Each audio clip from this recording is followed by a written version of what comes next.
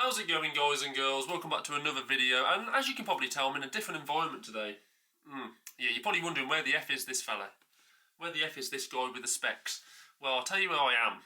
I'll tell you where I'm not actually first. I'm not actually at the place I was before. Me and obviously due to certain circumstances, this is probably another reason why I haven't been making videos over the past couple of weeks as well, is because me and my partner have split up. It's been a bit of a arduous process the last couple of weeks, so it's just been about kind of adapting to a new routine. But now we're here making videos, and we're making slightly different videos today. We're going to be talking about the Premier League. And we're going to start with the title race. Obviously, Arsenal picked up a valuable victory, didn't they? As Liverpool slipped up against Nottingham Forest. Well, we say slip up. Nottingham Forest are having a fantastic season. It wasn't really a slip up. It was actually on the context of the season, in the context of the game. I think when we look back, particularly towards the end of the season, that could well be a precious and invaluable point for Liverpool, couldn't it? That point at Nottingham Forest. But Arsenal, of course, followed up Liverpool's draw with a win against Tottenham Hotspur in the North London derby. It's now, I believe it's now been 14 years since Spurs last won at Arsenal in the Premier League, and that was a 3-2 win in which Yunus Kabul scored a header to sink Arsenal that day. But Arsenal responded obviously to Liverpool's draw with that win. They're 4 points off the pace now. Liverpool do have a game in hand, but it's tight. It's getting tight up there. And can Arsenal follow it up this weekend against Aston Villa? Obviously, Aston Villa last season. We know what happened when Arsenal faced Aston Villa last season at the Emirates. It was a crucial game then. It's a crucial game now. Aston Villa beat Arsenal last season, didn't they, at the Emirates by 2-0. Arsenal will be hoping, my club Arsenal will be hoping that doesn't repeat itself this season, as Arsenal take on Aston Villa at the Emirates. A lot can change this weekend. A lot can really change this weekend. You've got Liverpool going to Brentford as well. Now, Liverpool have drawn against Manchester United at Anfield. Now, on any other day, you'd probably look at that result and think Liverpool, that's a poor result for Liverpool. Liverpool should be beating Manchester United at home. Liverpool should be wiping the floor with this Manchester United side that have been struggling all season. But Manchester United put in one of the performances of the season when they went to Anfield, and obviously managed to salvage, in the end, a draw through Ahmad. And Liverpool, following that, you could probably say they're two difficult games. Following Manchester United, they drew against Nottingham Forest. They now have another difficult, tricky game, Liverpool, away at Brentford, who have been flying, particularly at home. A lot can change this weekend. It really can in terms of the title race. I do look at Arsenal and Liverpool, obviously, as the only contenders. People, a few weeks ago, were looking at Chelsea as possible outside contenders. They're definitely not, in my view. They definitely were never contenders. Yes, they went on a good run. They've been getting, they've been obviously playing a lot better than they have been, particularly last season. But I never saw Chelsea as real title contenders. It is between Liverpool and Arsenal. And this weekend is a big one again. It's another big weekend because Arsenal and Liverpool both have tricky games, and either one of them could slip up on this weekend's action. And as we're talking about the title, particularly when we're talking about Arsenal, obviously, against Aston Villa, that also affects the top four race as well, with Aston Villa chasing top four. It's a big weekend for Aston Villa as well. And as we continue to talk about top four as well, we talk about Nottingham Forest and how good they've been. They've been scintillating this season, Nottingham Forest, but we also have to spare a thought for Newcastle United, who have been absolutely fantastic this season. And they are currently occupying fourth spot. And when you look at Newcastle's game as well, you would probably say that you would fancy Newcastle. You would fancy Newcastle against Bournemouth. I look at that game and I think to myself, Newcastle, for me, will most certainly get 3 points in that game. I think Newcastle are absolutely fine. Alexander Isak he's literally ripping the league apart, isn't he? It's probably a question to ask yourself, to put in the comments, is Isak the best striker in Europe right now? I think he is. When I look at him and I look at his goals, I look at the way he plays, I look at the confidence that he has when he's on the ball, he seems to be, at this moment in time, the most confident striker in the Premier League. Now, when we talk about Spurs, I would probably usually associate Spurs with being in a top four battle, but I don't think that they're not going to get anywhere near top four. But they do have a tricky obstacle to face against Everton, and Spurs, in my view, when I look at Spurs, they've always been the same. I'm 32, right? I'm 32 years old. I've watched, the Premier League since I was 12. For my whole life, I've been watching Spurs on and off, and they've always been the same. They've always been a team, Spurs, that they're kind of like a floater team. They're a floaty team. And yes, obviously over the years, they've managed to get top four and so on. Over the years, they've managed to qualify for the Champions League, and they've managed to, get to a final of a League Cup or something like that. But they've never really been, Spurs, for me, a proper winning team. You look how far Manchester United have fallen. Manchester United are a team that you'd probably say at this point are very similar to Spurs and have been, Manchester United have been absolutely shambolic for years, but I've always put Manchester United in the bracket of that they are overall as a football club, they're a winning football club. Manchester United have had probably one of their worst spells in the history of football, particularly in the history of the Premier League recently, but they've still managed to win an FA Cup. They've still managed to win a Carabao Cup. When you look at Spurs, and when I look at Spurs, they're finding life tough, obviously, in the Premier League, but they don't win trophies, they don't win cups, they don't get to a final of an FA Cup, they don't cross the line in a final of a League Cup. They got, obviously, for their best era of recent memory was under, Pochettino. They got to a Champions League final against Liverpool and they were beaten. They're even in their best spell, Spurs, they just, even if they're struggling terribly in the league, they can't seem to just win a trophy. A trophy can paper so many of the cracks at times. Manchester United, under Erik ten Hag won the FA Cup. Obviously Manchester United recently have won the League Cup. I look at Manchester United though, and I look at the actual. I'm not comparing Spurs to Manchester United in any way in terms of the actual scale and history of the football club, and the actual what it means to be a Manchester United player compared to what it means to be a Spurs player. Because when you play for Manchester United, I associate Manchester United with winning. Over the years, I associate Manchester United with winning trophies, whether it's an FA Cup. Back in the day under Alex Ferguson, it was Premier League titles. They were getting to Champions League finals. I don't associate Spurs as that kind of football club. But when it's going tough for certain teams, they can still win a cup, a trophy. Spurs don't seem to have that in their arsenal. They don't seem to be able to, take the pressure off the the manager or the owners by lifting an FA Cup. They don't seem to give the fans any ease by winning a trophy. They just seem to struggle in the league, get knocked out early in the cups. And this is the difference with Spurs. And when I watch Spurs, yes, they can play great attacking football. And, Ange Postecoglou's got them playing at times some absolutely fantastic, exciting football.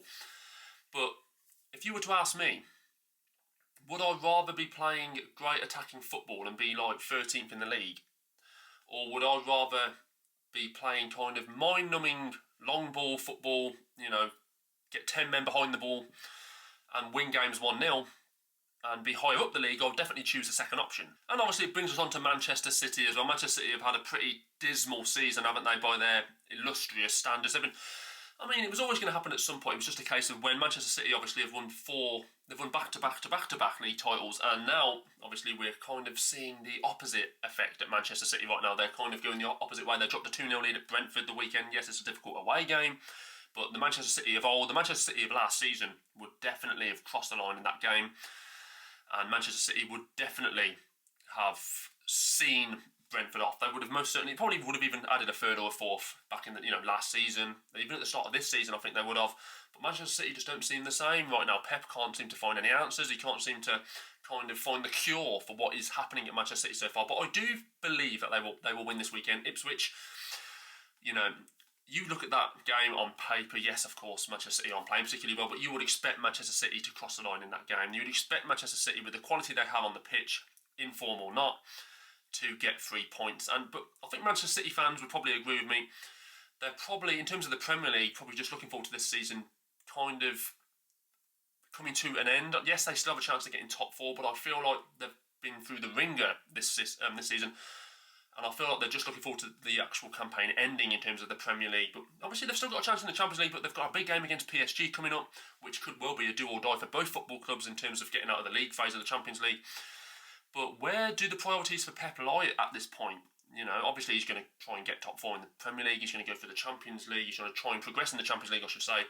But which one do you think takes priority for Pep at this point? That's another question to ask as well. Put your comments below. But you've got the league table on your screen right now as well. And like I said, it's getting tight at the top. Arsenal and Liverpool, it's looking very tight at the top. And when I look at that title race, it's Liverpool's to lose, isn't it? It's Liverpool's to lose. Even going into this weekend, it's a tense weekend. It's going to be an interesting weekend. It's kind of, no one can afford to drop points really. Now, Liverpool obviously can afford to draw a couple of games or whatnot, or maybe even lose one game. But for Arsenal, it really is now. They've got to go on a run. Arsenal have got to go on a run. If they're going to win this league, if Arsenal are going to take this title, they've got to go on a run.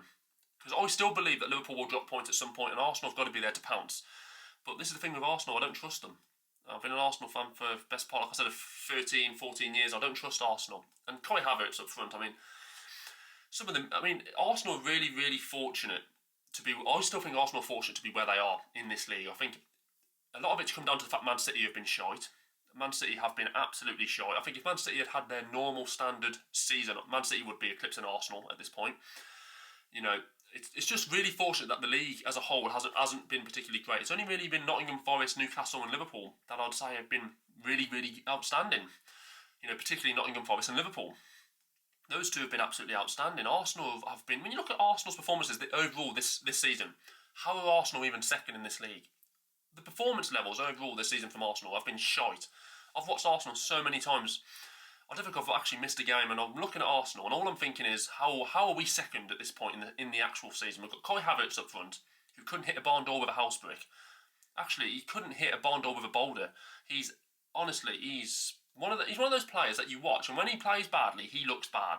I'm not saying he's a bad player, but you know, we need a goal scorer. If we don't win the league this season, I am going to put it down to the fact that we haven't got a natural striker. Yes, players have underperformed. Odegaard's not been as good. You know, obviously we had a lot of injuries. But I do look at Arsenal this season, and there's so many chances that have it, even in the FA Cup against Manchester United recently. A striker takes those chances, and I think to take Arsenal to the next level, we might need that. Because last season, we look at that last season when Arsenal played Aston Villa at home, and everyone thought it was a massive game. If we win that, we've got a great chance of winning the league. We missed some good chances early on. If we had a striker, we probably would have beat Villa last season at home. And then, you know, who knows, we might have been sitting here talking about Arsenal as defending champions, but obviously it didn't work out that way. Just looking at the league, if you were to say to me who do I think's going to get top four, I think Newcastle look the best placed. Newcastle are playing, in terms of like all the challenges for the top four, I think Newcastle are playing the best. Obviously I'm not actually including Nottingham Forest at this point, because I actually think Nottingham Forest at this point are a shoe-in. If they carry on playing the way they are, Nottingham Forest, I think they're a shoe-in for top four, 100%. I think they are playing brilliantly. I don't think the rest of the league, you know, Man City aren't playing particularly well. Aston Villa, to be fair, have kind of dropped off a little bit. I think Nottingham Forest are definitely best placed to actually guarantee themselves fourth. I think top three, I would say at this point, is Liverpool, and this is probably the order I would go in: Liverpool, Arsenal, and Nottingham Forest. The rest, I'm not quite sure. I think it's almost a coin toss. Newcastle, I think, are best placed for fourth.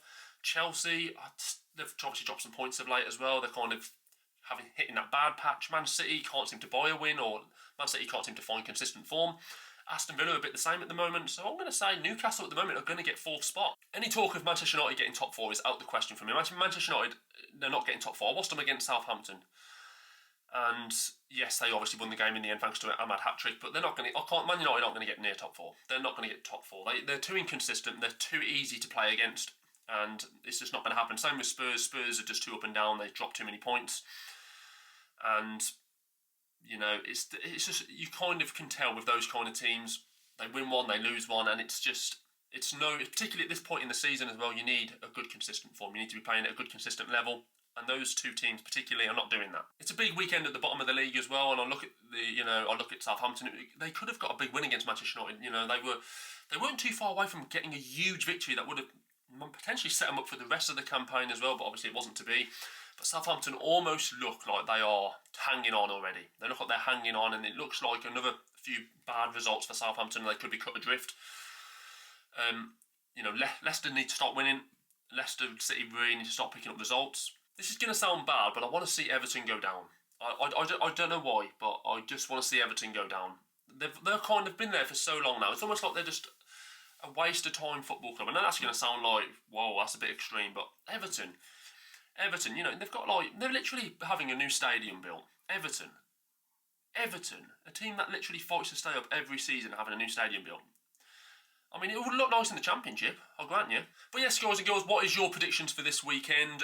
Can Arsenal close the gap even further on Liverpool? Liverpool going to pull away even more? Can Aston Villa obviously steal a march in the top four? Can Newcastle continue their good form, and Nottingham Forest up there as well? Can Manchester City win a game of football and win a game of football well?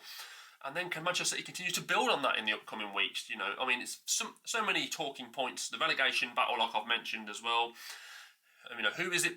Whose weekend is this the biggest for? Which football club do you believe this weekend is the biggest for in terms of the top four and the relegation zone? Because for me, I look at certain games. I look at Arsenal against Aston Villa, like I've said, and for me, it's a good chance for Arsenal to get two really, really good wins back to back, Tottenham and Aston Villa. That would, for me, set a marker down. You know, we mean business. We beat Spurs and Aston Villa. We mean business. People can say it's only Spurs, but it is a North London derby.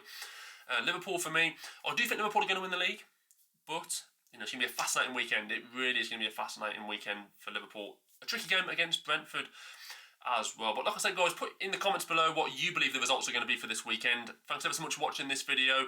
Get used to me in a new environment. It's going to be very strange for me as well. But guys, thanks for watching. I'll see you soon.